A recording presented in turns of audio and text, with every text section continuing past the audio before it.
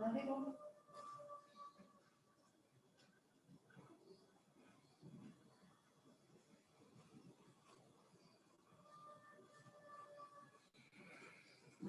कृष्णा। नाम सबको को आप सबका स्वागत है आज की भागवतम क्लास में। और आज हम श्रीमद् भागवतम के दूसरे स्कंद के 7वें अध्याय से श्लोक संख्या 21 पढ़ने का प्रयास करेंगे।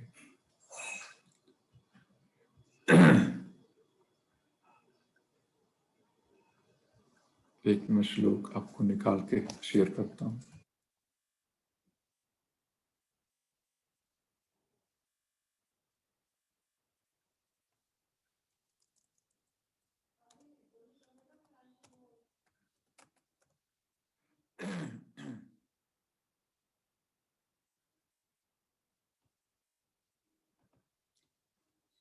भागवतम दूसरा स्कंद 7वां अध्याय और श्लोक संख्या 21।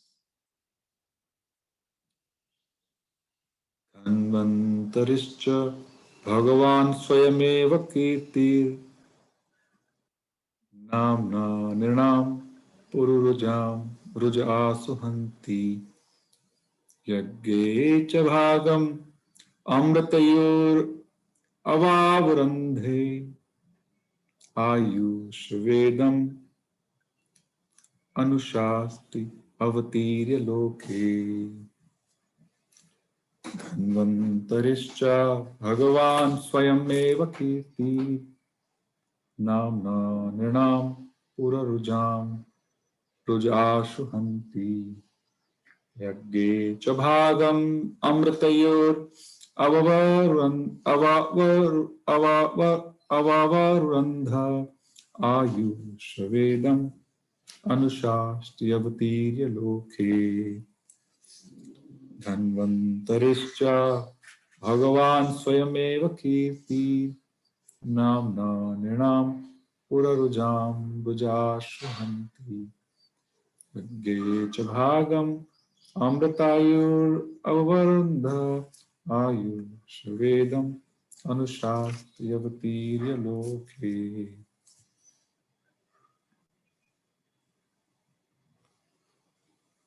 शब्दार्थ इस प्रकार है।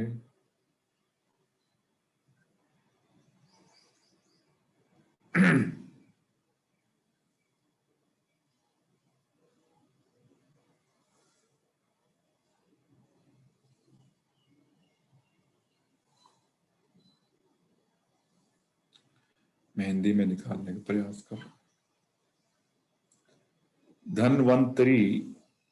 धन्वंतरी नामक अवतार च तथा भगवान श्री भगवान स्वयं एव स्वतः कीर्ति साक्षात कीर्ति नामना नाम से नृणाम पुरुरुजाम रुग्ण जीवात्माओं के रुज रोग आशु तुरंत हंति अच्छा करता है यज्ञ में चा भी भागम भाग या हिस्सा अमृत आयु उम्र अव से अवरुंधे प्राप्त करता है आयुष्य जीवन काल का वेदम ज्ञान अनुशास्ति निर्देश करता है अवतीर्य अवतार लेकर लोके ब्रह्मांड में। अनुवाद एवं तात्पर्य हिज डिवाइन ग्रेस एसी भक्ति वेदांत स्वामी श्री प्रभुपाद जी के द्वारा। श्री प्रभुपाद की जय। अपने धन्वंतरी अवतार में भगवान अपने साक्षात यश के द्वारा निरंतर रुग्ण रहने वाली जीवात्माओं के रोगों का तुरंत उपचार कर देते हैं और उनके कारण ही सभी देवता दीर्घायु प्राप्त करते हैं। इस प्रकार भगवान सदा के लिए महिमा मंडित हो जाते हैं। उन्होंने यज्ञों में से भी एक अंश निकाल लिया और उन्होंने ही विश्व में औषधि विज्ञान आयुर्वेद का प्रवर्तन किया। तात्पर्य, जैसा कि श्रीमद् भागवत के प्रारंभ में कहा जा चुका है, प्रत्येक वस्तु श्री भगवान रूपी परम स्रोत से ही उद्भूत है। अतः इस श्लोक से यही ध्वनित होता है कि श्री भगवान ने अपने धन्वंतरी अवतार में आयुर्वेद का भी प्रवर्तन किया और इस प्रकार यह ज्ञान वेदों में वर्णित है। वेद समस्त ज्ञान के स्रोत हैं। अतः जीवों के रोगों को पूर्ण रूप से ठीक करने की सारी जानकारी भी उनमें वर्णित है। देहधारी जीवात्माएं शरीर की रचना के कारण रुग्ण होती हैं। यह शरीर व्याधि का प्रतीक है। रोग तरह तरह के हो सकते हैं, किंतु वे शरीर में उसी प्रकार रहते हैं जैसे प्रत्येक के साथ जन्म तथा मृत्यु। आवागमन से मुक्ति मिल जाती है। भगवान का एक नाम भवौषधि भी है, जिसका अर्थ है भव रोगों से बचाव का स्रोत। हरे कृष्णा। श्रील प्रभुपाद की जय।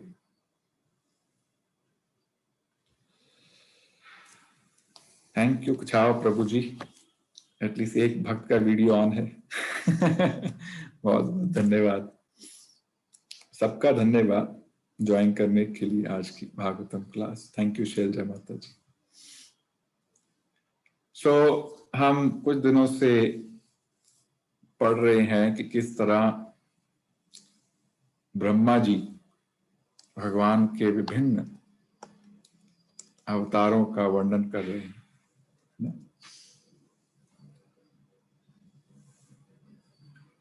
और इस अध्याय का नाम भी कुछ ऐसा ही है, शेड्यूल्ड इनकार्नेशन। हिंदी में पता नहीं क्या है,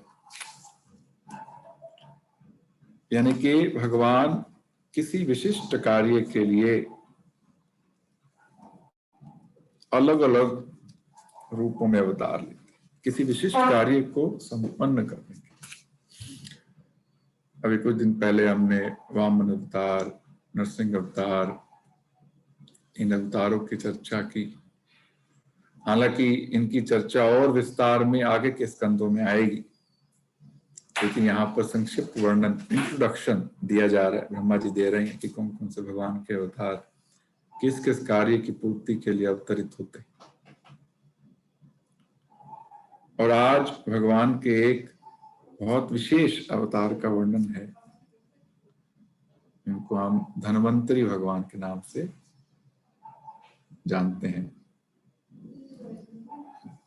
प्रभुपाद लिखते हैं तात्पर्य में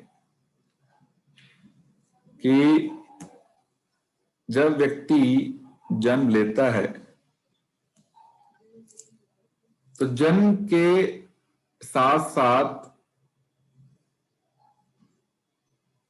मृत्यु भी पैदा हो जाती है। जन्म के साथ साथ जरा यानी कि बुढ़ापा भी जन्म लेता है, और जन्म के साथ साथ व्याधि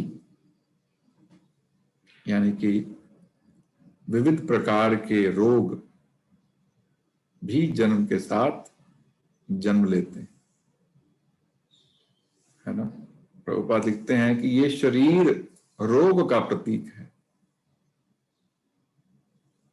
ऐसा कोई शरीर नहीं है पूरे ब्रह्मांड में जो रोग ग्रसित ना हो, रोग से पीड़ित ना हो। कोई भी भौतिक ऐश्वर्य हमको, इनको प्रभुपाद कई जगह लिखते हैं, हमारी आर रियल प्रॉब्लम्स, जन्म मृत्यु जरा व्याधि, इनसे बचा पाए। लेकिन भगवान बड़े करुणामयी हैं, है ना। प्रभुपाद ने कई जगह लिखा है कि this material world is complete in itself, पूर्ण है। यदि रोग है तो भगवान ने रोग का निवारण करने का भी प्रावधान किया है। तो प्रभुपाद अपने तात्पर्य में दो तरह के रोगों का वर्णन करते हैं। एक शरीर का रोग है ना, इस जन्म में शरीर का रोग, एक भव रोग, बार बार जन्म लेने का रोग, और दोनों के जो समाधान है उसके स्रोत भगवान स्वयं है। यदि हमें शरीर का रोग मिटाना है तब भी भगवान के द्वारा दिए गए ज्ञान की शरण लेनी पड़ेगी। यदि हमें भव रोग से छुटकारा पाना है तब भी भगवान की शरण। जन्मादि यस्य, भगवान प्रभुपाद लिखते हैं कि पहले जो स्कंद का पहला ही श्लोक है उसके अंदर बताया गया कि भगवान हर चीज के स्रोत है। अहम सर्वस्य प्रभुवो मत्तः सर्वम प्रवर्तते। तो ये जो मेडिकल साइंस है, या इसको हिंदी में क्या कहेंगे पता नहीं, कौन सा विज्ञान है मेडिकल साइंस, मतलब कौन सा विज्ञान बोलेंगे इसको, मेडिकल साइंस को? है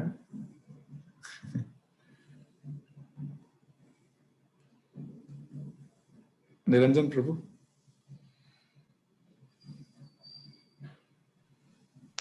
वैसा विज्ञान बोलते हैं। हाँ जी, वैसा विज्ञान। अच्छा, प्रभु जी बता रहे हैं, कुछ मुझे समझ नहीं है। कुछ आप प्रभु जी बताना चाहते हैं कुछ? आयुर्विज्ञान प्रभु जी। अच्छा, आयुर्वेद, हाँ ठीक है, उसको टेक्निकली तो आयुर्वेद ही कहते हैं। तो आप समझ गए, बेसिकली विज्ञान जो हमारे शरीर के रोगों को दूर करने के लिए है। चिकित्सा विज्ञान, हाँ प्रीति माता ने सही है, साधारण सा उत्तर दिया जो साधारण व्यक्ति समझ सकता है। चिकित्सा विज्ञान, तो चिकित्सा विज्ञान जिसको हम आयुर्वेद के नाम से जानते हैं, उसके स्रोत भी भगवान स्वयं है, और धन्वंतरी के रूप में आकर भगवान ने ये ज्ञान हमको दिया। जब हम दिवाली का महोत्सव मनाते हैं तो दिवाली से पहले एक तिथि आती है जिसको धनतेरस कहते हैं, है ना। लोग समझते हैं धन मतलब लक्ष्मी, इसलिए उस दिन लक्ष्मी की पूजा होती है। लेकिन धनतेरस एक और दिन के लिए बहुत विख्यात है या बहुत फेमस है, जाना जाता है, क्योंकि इसी दिन धन्वंतरी अवतार भी प्रकट हुए थे भगवान के, स्वास्थ्य रूपी धन प्रदान करने के लिए। बिना स्वास्थ्य के हम भौतिक धन का कैसे इस्तेमाल कर सकते हैं? तो क्या प्रदान किया धन्वंतरी अवतार ने? इसका वर्णन समुद्र मंथन लीला में आता है, 8वें स्कंद के 8वें अध्याय में इसका विस्तार से वर्णन है। एक बार, और धन्वंतरी भगवान 2 बार प्रकट हुए, एक बार समुद्र मंथन की लीला में और एक बार जो अभी मनु चल रहा है इसके दूसरे द्वापर युग में। ठीक है, इसकी हम चर्चा करेंगे। तो पहली बार भगवान कैसे समुद्र मंथन लीला में प्रकट हुए धन्वंतरी अवतार के रूप में? तो एक बार इंद्र अपने हाथी पर जा रहे थे और सामने से दुर्वासा मुनि आ रहे थे। दुर्वासा मुनि के हाथ में भगवान को अर्पित एक हार था जो उन्होंने प्रेम पूर्वक इंद्र को प्रदान किया। जैसे हम कभी मंदिर जाते हैं, है ना, हमारा जन्मदिन होता है तो वहां पर जगन्नाथ जी का हार हमको प्रसादी के रूप में मिलता है। तो इसी प्रकार दुर्वासा मुनि ने इंद्र को प्रसादी के रूप में एक हार अर्पित किया। अब इंद्रा, हमें पता है कई बार वो अपने अहंकार का प्रदर्शन कर चुके हैं, तो इस बार भी अहंकार वश उन्होंने उस हार को हाथी की सूंड में टांग दिया, यानी कि हाथी को दे दिया जिस हाथी पर वो सवार थे। अब हाथी तो हाथी है, उसने उस हार को अपने पांव के नीचे रखा और कुचल दिया, यानी कि जो प्रसादी रूपी आशीर्वाद इंद्र को मिला, इंद्र ने उसका अपमान किया। और दुर्वासा मुनि ने ये जिस दृश्य को देखकर कि इंद्र ने भगवान को अर्पित हार का अपमान किया है, तुरंत इंद्र को शाप प्रदान किया। दुर्वासा मुनि तो वैसे भी फेमस हैं, है ना, शाप देने में। तुरंत इंद्र को शाप दिया कि तुम सारे भौतिक ऐश्वर्य से विहीन हो जाओ। इंद्र और जितने भी देवी देवता हैं सबको ये शाप दिया। और कुछ समय के बाद हम जानते हैं बलि महाराज ने इंद्र और देवी देवताओं को पराजित कर इंद्रलोक पर शासन शुरू किया, यानी कि जो स्वर्ग लोक है वो बलि महाराज के हाथ में आ गया, दुर्वासा मुनि के अभिशाप के कारण। और फिर जिस तरह से देवी देवता जब भी ग्रसित होते हैं, दुख से पीड़ित होते हैं, तो तुरंत भगवान की शरण लेते हैं। तो इस बार भी वो भगवान की शरण लिए कि भगवान हमें बचाइए, हमें हमारा राज्य वापस दिलाइए जो भी बलि महाराज के हाथ में है। तो भगवान ने सलाह दी देवी देवताओं को, इंद्र को, कि तुम असुरों के साथ मिलकर समुद्र का मंथन करो, अकेले नहीं कर पाओगे, तुम्हें असुरों का साथ भी आवश्यक पड़ेगा। असुरों के साथ मिलकर समुद्र का मंथन करो और समुद्र मंथन से अमृत प्रकट होगा जो मेरे आशीर्वाद से, हालांकि असुर भी इसमें भागीदार होंगे, लेकिन मेरे आशीर्वाद से वो अमृत जो है देवी देवताओं को मिल जाएगा। और उस अमृत के परिणाम स्वरूप तुम्हें खूब बल प्राप्त होगा, खूब लंबी आयु प्राप्त होगी। और उस बल के प्रभाव से तुम बलि महाराज को पराजित कर, असुरों को पराजित कर अपना राज्य वापस ले पाओ।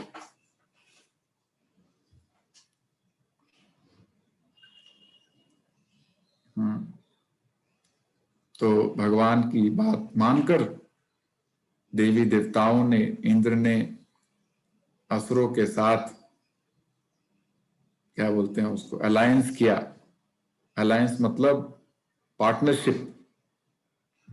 क्या पार्टनरशिप की कि हम समुद्र का मंथन करेंगे और समुद्र से जो भी अमृत प्राप्त होगा उसको हम आधा आधा बांट लेंगे, आधा तुम पी लेना, आधा हम पी लेंगे। तो इसके बाद हम जानते हैं कि किस तरह से समुद्र का मंथन हुआ। ज्यादा विस्तार में उसका वर्णन नहीं करेंगे। तो समुद्र मंथन के बाद सबसे पहले हलाहल विष प्रकट हुआ, जिस विष को शिवजी ने धारण किया, शिवजी ने ग्रहण किया। और उसके बाद कई वस्तुएं प्रकट हुई समुद्र मंथन से। ठीक है, तो मैं एक ही करके आपको बताऊंगा क्या क्या वस्तु प्रकट हुई। सबसे पहले सुरभि गाय प्रकट हुई समुद्र मंथन से। उस सुरभि गाय को ब्राह्मणों ने ग्रहण किया ताकि उसके दूध से घी बनाए और घी का इस्तेमाल यज्ञ को संपन्न करने में करें। तो सुरभि गाय किसके पास गई?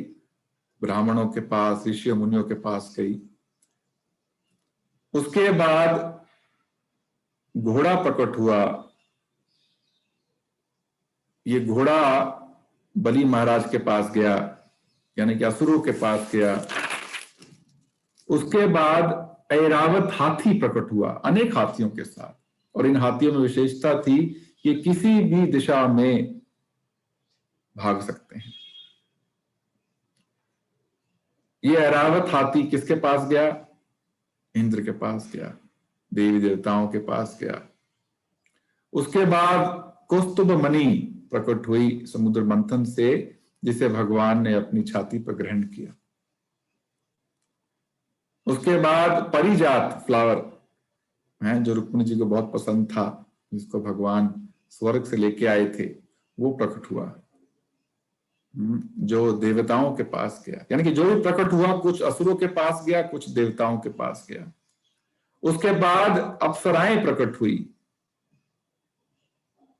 देवी देवताओं के मनोरंजन के लिए, देवताओं के मनोरंजन के लिए खूब सारी अप्सराएं प्रकट हुई।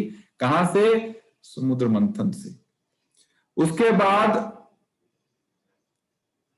भाग्य की देवी स्वयं लक्ष्मी प्रकट हुई समुद्र मंथन से। और जब स्वयं लक्ष्मी प्रकट हुई तो वो हार लेके ढूंढ रही हैं कि किसको अपने पति के रूप में स्वीकार किया, और उनको विष्णु के अलावा कोई भी योग्य व्यक्ति नहीं लगा जिसको अपने पति के रूप में स्वीकार करे। तो लक्ष्मी ने विष्णु के गले में हार डाल के विष्णु को पति के रूप में स्वीकार किया, और विष्णु ने लक्ष्मी को अपनी छाती पर स्थान दिया। ठीक है। और उसके बाद वरुणी, गॉडेस ऑफ वरुणी, जो एक तरह का क्या है, क्या बोलते हैं उसको, इंटॉक्सिकेंट है एक तरह का, जो प्रकट हुआ, और वो किसके पास गया? असुरों के पास गया। तो आप देख सकते हैं कि असुरों की क्या पसंद है और देवी देवताओं की क्या पसंद है। उसके बाद जो है भगवान स्वयं धन्वंतरि के रूप में प्रकट हुए, हाथ में कलश लिए हुए, जिस कलश के अंदर क्या था? अमृत था।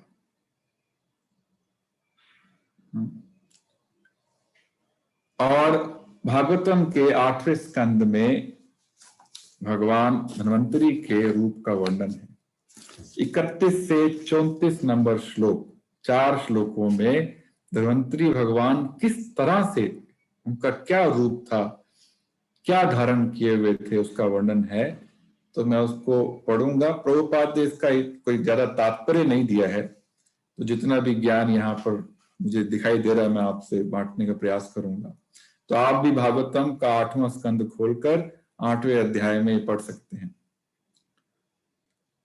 तो यहाँ पर बोला है, O king, thereafter while the sons of Kashyap, both demons and demigods, were engaged in churning of ocean of milk, a very wonderful male person appeared. यहाँ बताया कि जब कश्यप मुनि के पुत्र, अभी देवी देवता और असुर दोनों कश्यप मुनि के पुत्र हैं, है ना, जब वो मंथन कर रहे थे तो मंथन करते समय एक बहुत सुंदर पुरुष प्रकट हुए। अगले श्लोक में बताया है, he was strongly built, his arms were long, यानी कि बहुत शक्तिशाली शरीर था, उनकी भुजाएं बहुत लंबी थी, stout and strong, his neck which marked with 3 lines resembled a conch shell, उनकी गर्दन एक conch shell यानी कि शंख के रूप में थी। his eyes were reddish, उनकी आंखें लाल थी, and his complexion was blackish, और उनका रंग श्याम वर्ण का था। He was very young, वो बहुत कम उम्र के लग रहे थे। He was garlanded with flowers and his entire body was fully decorated with various ornaments. उन्होंने पुष्पों की माला धारण की हुई थी और कई तरह के आभूषण ग्रहण किए थे। तो ये धन्वंतरि अवतार के ने क्या क्या धारण किया हुआ था, उनका शरीर कैसा था, उसका वर्णन है। He was dressed in a yellow garment, उन्होंने पीतांबर वस्त्र धारण किए थे, and wore brightly polished earrings made of pearls, मोतियों की बनी हैं, ईयरिंग्स यानी कि कानों में डालने वाले कुंडल थे। The tips of his hair were anointed with oil, बालों में तेल लगा था। And his chest was very broad, छाती बहुत चौड़ी थी। His body had all good features. He was stout and strong like a lion. है कि तुलना की गई है एक शेर के साथ, शेर की तरह से बहुत शक्तिशाली थे। And he was decorated with bangles. हाथ में उन्होंने कंगन पहने थे। In his hand he carried a jug filled to the top with the nectar. और उनके हाथ में एक कलश था जो ऊपर तक अमृत से भरा हुआ था। उसके बाद बताते हैं दिस पर्सन वॉज धन्वंतरी, ये पुरुष और कोई नहीं स्वयं धन्वंतरी थे। A plenary portion of Lord Vishnu, Vishnu के भगवान विष्णु के अंश अवतार के रूप में धन्वंतरी भगवान प्रकट हुए। धन्वंतरी भगवान की जय। He was very conversant with the science of medicine. चिकित्सा विज्ञान में वो निपुण थे। And as one of the demigods, he was permitted to take a share in the sacrifice. जिस तरह से जब जो यज्ञ किया जाता है सब देवी देवताओं का भाग रहता है, उसी तरह से धन्वंतरी को भी यज्ञों में एक भाग प्राप्त करने का आशीर्वाद प्राप्त हुआ। ठीक है। उसके बाद अपॉन सीइंग धन्वंतरी, जब धन्वंतरी के हाथ में देवी देवताओं ने और असुरों ने देखा कि वो अमृत का जग है, तो असुर, जैसे कि असुरी प्रवृत्ति होती है, उन्होंने तुरंत वासुकी को छोड़ा जिससे मंथन कर रहे थे और तुरंत भाग के धन्वंतरी के पास गए और धन्वंतरी से वो अमृत का कलश छीन लिया। क्या किया? छीन लिया। ये असुरी प्रवृत्ति है। और इस श्लोक के तात्पर्य में प्रभुपाद बहुत सुंदर तात्पर्य लिखते हैं कि किस तरह से असुरी प्रवृत्तियों के कारण ही सारी समस्याएं हैं इस भौतिक जगत के अंदर।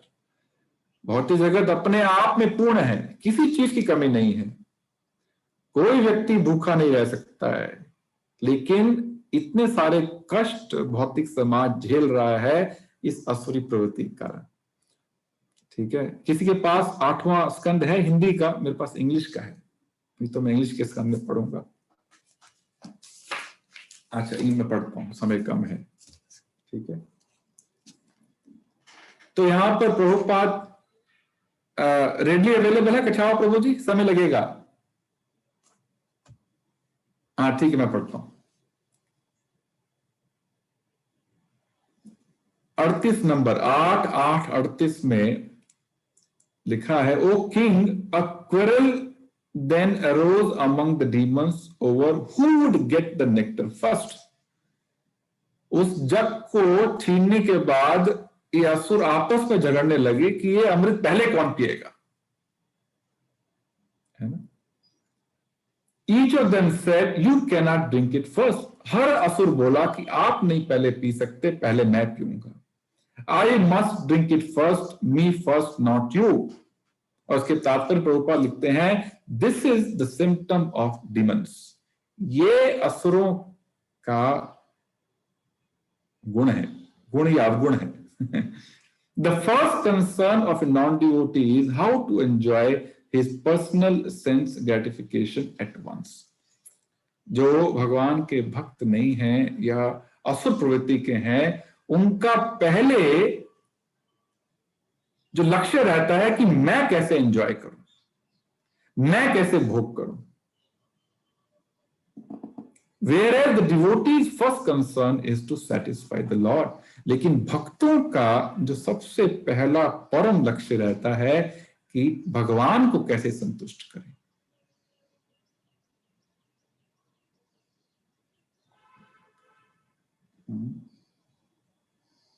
तो ज्यादातर भौतिक समाज आज व्यस्त है अपनी इंद्रियों की पूर्ति के लिए। इसलिए ज्यादातर भौतिक समाज किस प्रवृत्ति का है? असुरी प्रवृत्ति का है, जिसका एकमात्र लक्ष्य, हर कार्य का एकमात्र लक्ष्य है किस तरह से इंद्रियों की तृप्ति की जाए। लेकिन हम बताते हैं प्रभुपाद, लेकिन भक्तों का लक्ष्य ये नहीं है। भक्तों का लक्ष्य है भगवान की इंद्रियों को संतुष्ट करना। और यही प्रेम और काम में अंतर है। चैतन्य बताया गया ना, आत्म इंद्रिया प्रीति वांछा, अपनी इंद्रियों को प्रीति की, अपनी इंद्रियों की इच्छाओं की पूर्ति के लिए जो कार्य करता है उसको काम कहते हैं, और भगवान की प्रीति के लिए, भगवान की इंद्रियों की संतुष्टि के लिए उनकी सेवा प्रेम का लक्षण है। और प्रभुपाद कहते हैं यही भक्ति है। भक्ति को प्रभुपाद ने, डिवोशन को प्रभुपाद ने ट्रांसलेट किया डिवोशनल सर्विस, अपनी इंद्रियों को प्रत्यक्ष रूप से, व्यवहारिक रूप से भगवान की सेवा में लगाना, यही प्रेम का लक्षण।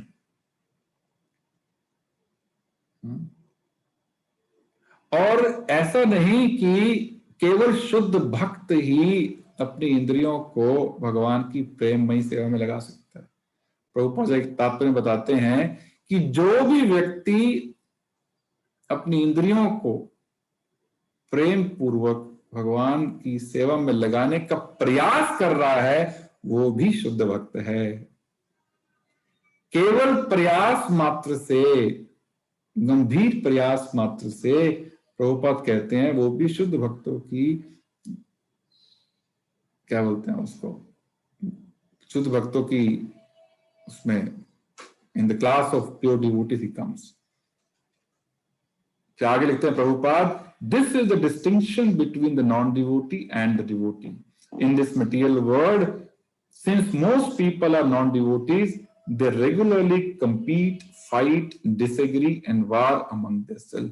प्रभुपाद कहते हैं क्योंकि ज्यादातर लोग इस जगत में असुरी प्रवृत्ति के हैं, इसीलिए इतना कंपटीशन है, इतने झगड़े हैं, इतने आर्ग्यूमेंट्स हैं और इतनी लड़ाइयां हैं। For everyone wants to enjoy and satisfy his own senses. क्योंकि प्रत्येक व्यक्ति, प्रत्येक समाज, प्रत्येक देश केवल अपनी इंद्रियों की तृप्ति करना चाहता है। Therefore, unless such demons become Krishna conscious and trained to satisfy the senses of the Lord, there can be no question of peace. और प्रभुपाद ये ऐलान करते हैं कि जब तक इन असुरों की इंद्रियों को भगवान की सेवा में नहीं लगाया जाएगा, तब तक समाज में शांति स्थापित नहीं हो सकती।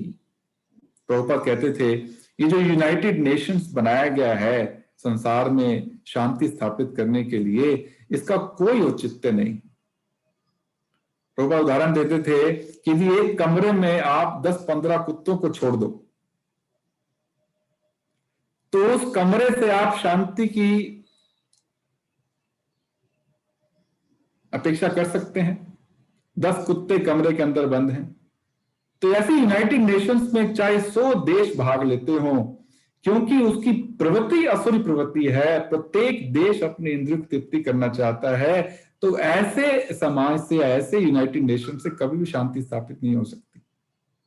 और प्रभु उदाहरण देते थे कि हमारे मंदिर में देखिए, यहाँ पर आपको प्रत्येक देश का भक्त मिल जाएगा, ऑस्ट्रेलियन मिल जाएगा, रशियन मिल जाएगा, अमेरिकन मिल जाएगा, यूरोपियन मिल जाएगा, बांग्लादेशी, पाकिस्तानी, सब मिलके कीर्तन करते हैं, सब मिलके प्रसाद पाते हैं, सब मिलके भागवतम कक्षा अटेंड करते हैं। यही गुण शांति स्थापित कर सकता है, अन्यथा कोई और प्रयास शांति स्थापित नहीं कर सकता। तो जब तक असुरी प्रवृत्ति को कृष्ण भावनामृत से बदला नहीं जाए, तब तक समाज में शांति स्थापित नहीं हो सकती। प्रभुपाद ने पत्र लिखा इंदिरा गांधी को, उसमें प्रभुपाद लिखते हैं कि जितने भी पार्लियामेंट मेंबर्स हैं, इनको ब्राह्मण होना चाहिए, यानी कि इनमें ब्राह्मणों के गुण विकसित करने चाहिए। हर रोज सुबह वहां भागवतम कक्षा होनी चाहिए, शाम को भगवत गीता कक्षा होनी चाहिए, इन सब को भगवान के नाम का जप करना चाहिए। तो जब तक इन देश के नेताओं की असुर प्रवृत्ति को बदला नहीं जाएगा, तब तक ये नेता देश में शांति स्थापित करने में कामयाब नहीं हो सकते। तो ये प्रभुपाद यहाँ कह रहे हैं कि जब तक इन असुरी प्रवृत्ति को बदला नहीं जाएगा, तब तक समाज में शांति प्राप्त नहीं हो सकती। The demigods and devotees, however, always surrender to the lotus feet of the Lord, and thus the Lord is always anxious to satisfy their ambition. क्योंकि देवी देवता या भक्त हमेशा भगवान की इंद्रियों की तृप्ति की चिंता करते रहते हैं, इसलिए भगवान भी उनकी इच्छाओं की पूर्ति की चिंता करते रहते हैं। जैसे यहाँ पर देवी देवता प्रसन्न नहीं थे क्योंकि बलि महाराज ने उनका राज्य छीन लिया था, तो यहाँ भगवान देवताओं की मदद करने का प्रयास कर रहे हैं। While the demons fight to satisfy their own senses, devotees engage in devotional service to satisfy the sense of Lord. The members of Krishna conscious movement must be alert in this regard to this point, and then their teaching of Krishna consciousness movement will be successful. कहते हैं यदि इस आंदोलन में हमारा एक ही प्रयास रहे कि किस तरह से हम भगवान को प्रसन्न रखें, तो हमारा हर प्रयास सफल होगा। तो इस तरह से जो है धन्वंतरी भगवान प्रकट हुए, और धन्वंतरी भगवान का रूप रंग क्या है, क्या धारण किया है, इसका वर्णन भी किया गया है। जब समुद्र मंथन के समय धन्वंतरी भगवान प्रकट हुए थे, उसी समय उन्होंने ऐलान किया था कि धन्वंतरी फिर से प्रकट होंगे 7वें मनु के दूसरे द्वापर युग में। ठीक है, काशी के एक राजा थे जिनका नाम था, मैंने नाम लिखा था, क्या था,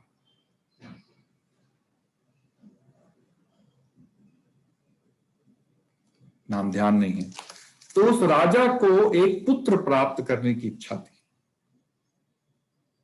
और उस पुत्र प्राप्ति के लिए उन्होंने बहुत तपस्या की। उस तपस्या से प्रसन्न होकर धन्वंतरी भगवान उस राजा के पुत्र के रूप में प्रकट हुए। इसका वर्णन भागवतम में नहीं है, ब्रह्मांड पुराण के अंदर इसका वर्णन आता है। एक्चुअली पहले धन्वंतरी स्वर्ग लोक में थे। जब इंद्र ने देखा कि नीचे का समाज जो है बहुत पीड़ित है शारीरिक रोगों से, तो उन्होंने धन्वंतरी को निवेदन किया कि तुम नीचे जाकर भूमंडल पर जाकर लोगों को आयुर्वेद का ज्ञान दो। आयुर्वेद का अर्थ क्या होता है? वो वेद, वो ज्ञान जो हमारी आयु को बढ़ाने में सक्षम है, हमारे शारीरिक रोगों को खत्म करने में सक्षम है। तो इस तरह से धन्वंतरी इस काशी के राजा बने अपने पिता के बाद, और बाद में उन्होंने आयुर्वेद का ज्ञान दिया।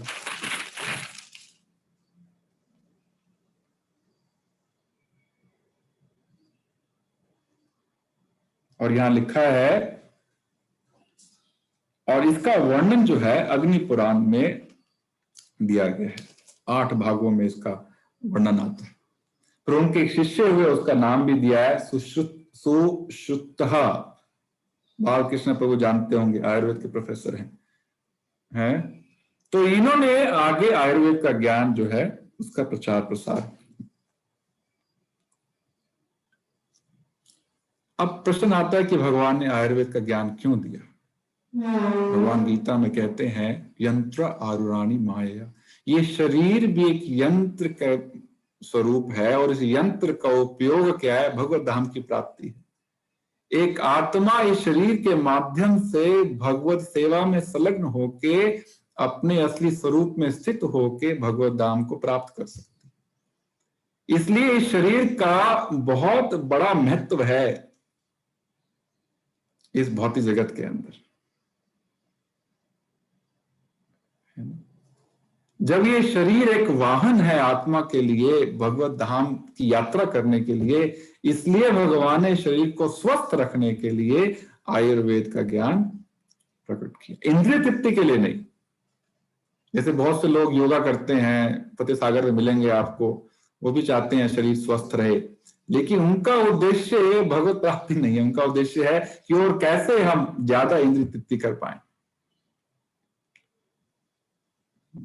तो इस परम उद्देश्य की पूर्ति के लिए भगवान ने ये आयुर्वेद का ज्ञान प्रकट किया, जिसके माध्यम से लोग इस शरीर रूपी वाहन को स्वस्थ रख सके और इस वाहन के माध्यम से भगवत धाम की यात्रा कर सकें।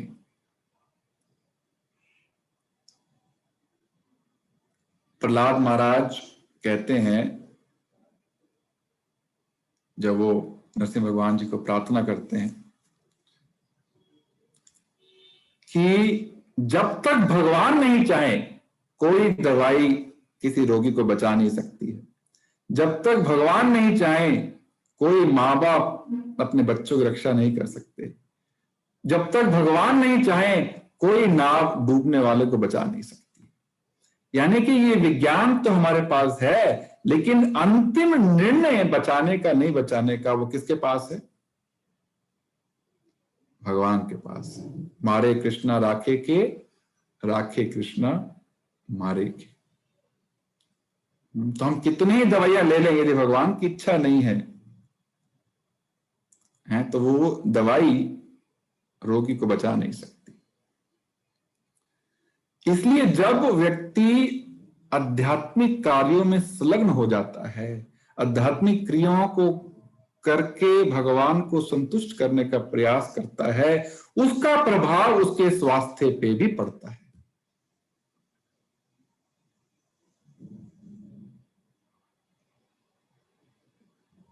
ठीक है, तो आध्यात्मिक लक्ष्य तो पूरा होता ही है, भगवत धाम जाने की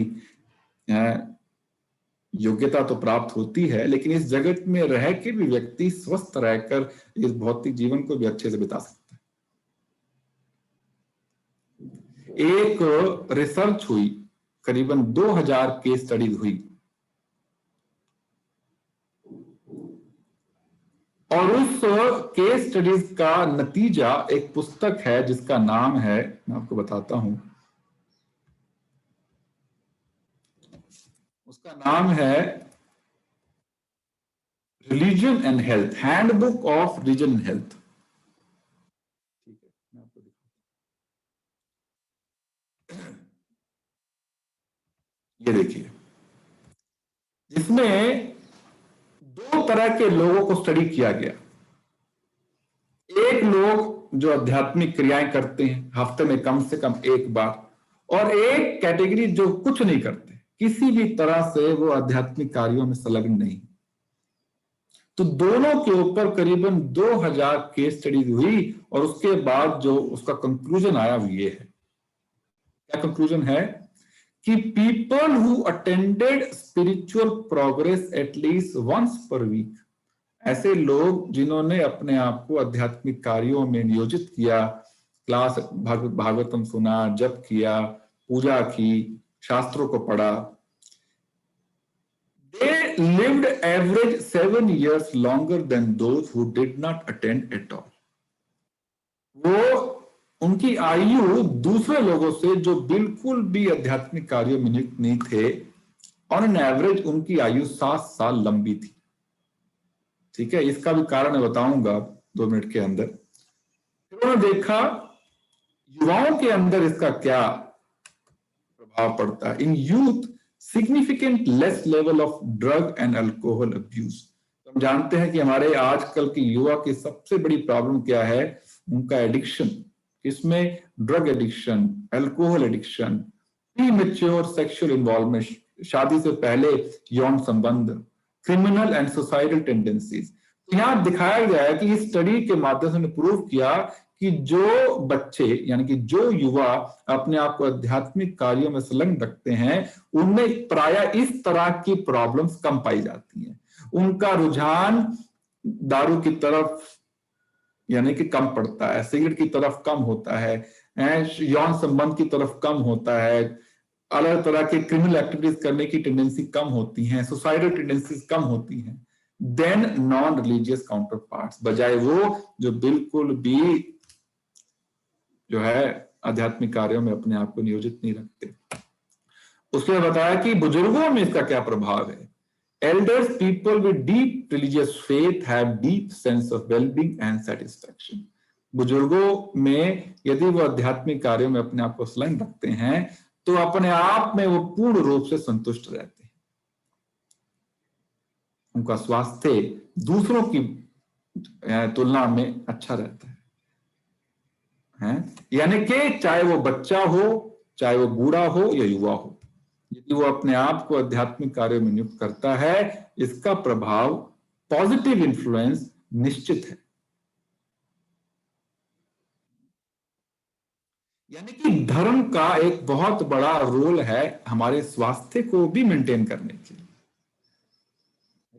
यदि आप देखेंगे कि सतयुग में व्यक्ति की आयु 1,00,000 साल हुआ करती थी, त्रेता में 10,000 साल हो गई, द्वापर में 1,000 साल हो गई, कलयुग की शुरुआत 100 साल से हुई और अभी हो गई है 70-80 साल।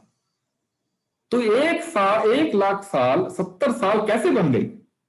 एक ही कारण है उसका, एक ही कारण है धर्म की क्षति, और कोई कारण नहीं है। शास्त्रों में लिखा गया है, धर्म एव हतो हंति धर्मो रक्षति रक्षिता, तस्मात् धर्मो न हंतव्यो मानो धर्मो हतो अवधीत। यानी कि धर्म उनकी रक्षा करता है जो धर्म की रक्षा करते हैं। Those who destroy dharma get destroyed। जो धर्म को नष्ट करते हैं वो स्वयं नष्ट हो जाते हैं। इसलिए धर्म की रक्षा करना अति आवश्यक है। सतयुग से कलयुग की यात्रा में एक चीज की क्षति हुई है और वह धर्म। सतयुग में धर्म 4 पांव पे खड़ा था और कलयुग में धर्म 1 पांव पे खड़ा है। यह सबसे बड़ा अंतर है। इसलिए 1,00,000 साल की आयु 70 साल की आयु बन के रह गई है। इस तरह से हमारा स्वास्थ्य में क्षति हुई है। उस समय व्यक्ति की जो ऊंचाई है वो करीबन 30-32 फीट हुआ करती थी, यानी कि एक व्यक्ति 32 फीट लंबा हुआ करता था, जो भी 5-5.5 फीट का बोना बन के रह गया। मूल कारण क्या है? धर्म की क्षति। तो यदि व्यक्ति अपने आप को धार्मिक कार्यों में फिर से संलग्न कर ले तो उसका जो है सकारात्मक प्रभाव उसके स्वास्थ्य पर भी पड़ता है। आध्यात्मिक कार्य मतलब क्या? अच्छी अच्छी आदतें, है ना, सुबह उठना है, जप करना, केवल प्रसाद पाना, बाहर नहीं खाना, 4 नियमों का पालन करना, मांस मीट नहीं खाना, नशा नहीं करना। तो जैसे जैसे व्यक्ति आध्यात्मिक दिशा में प्रगति करता है उसका प्रभाव उसके आध्यात्मिक स्वास्थ्य और साथ साथ भौतिक स्वास्थ्य पर भी पड़ता है।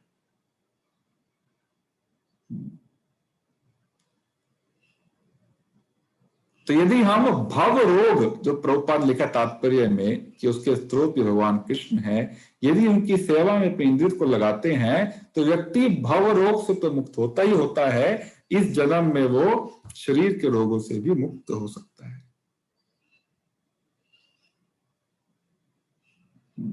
ये प्रभुपाद ने अपने तात्पर्य में आज बताया। तो धन्वंतरी भगवान प्रकट हुए और आप देखेंगे कि आयुर्वेद में लिखा है, स्मृतः मात्रेण नाशनः। भागवत में लिखा है, ये 9वें स्कंद के 17वें स्कंद के अध्याय के 4थे श्लोक में, कि धन्वंतरी का मनन करने से भी व्यक्ति रोगों से मुक्त हो सकता है। धन्वंतरी भगवान का मनन करने से भी व्यक्ति रोगों से मुक्त हो सकता है। और आयुर्वेद में लिखा है कि आयुर्वेद दवाई खाते समय भी भगवान का स्मरण करके खाना चाहिए, विष्णु का स्मरण करके खाना चाहिए। यानी कि मन में दवाई भी भगवान को भोग लगा खानी चाहिए, है? तो हर जगह हमको कृष्ण को केंद्र में रखना पड़ेगा, है कि नहीं? तो फिर दोनों तरह के रोगों, शरीर के रोग से भी और भव रोग, दोनों रोगों से मुक्ति पा सकते हैं। तो ये आज के श्लोक का सार है। श्रील प्रभुपाद की जय।